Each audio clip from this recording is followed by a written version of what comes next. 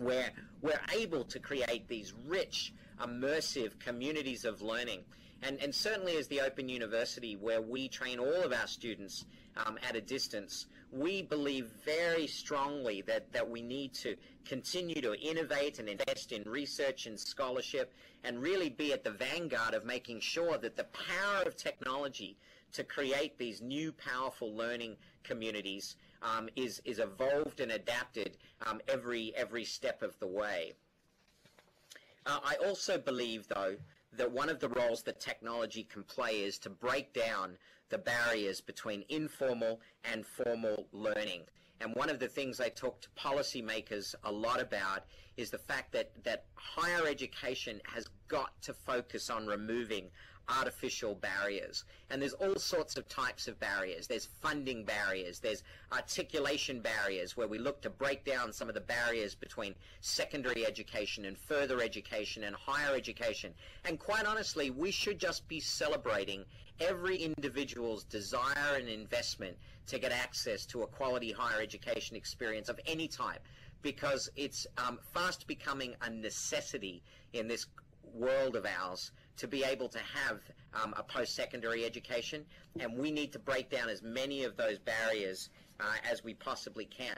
So with that somewhat as a backdrop of where I see the critical role of technology can be in education, I wanted to just frame one particular area, though, that I've been spending a lot of time thinking about recently, and I like to think of it as multi-channel.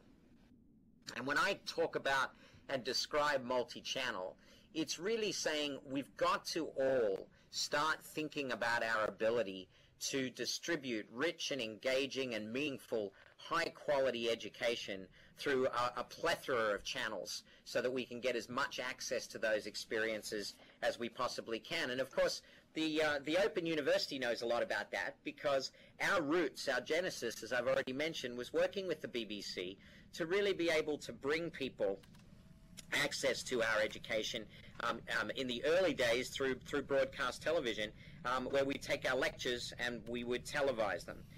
However, today we continue that relationship with the BBC, where we had 210 million views of OU programs in the United Kingdom just last year.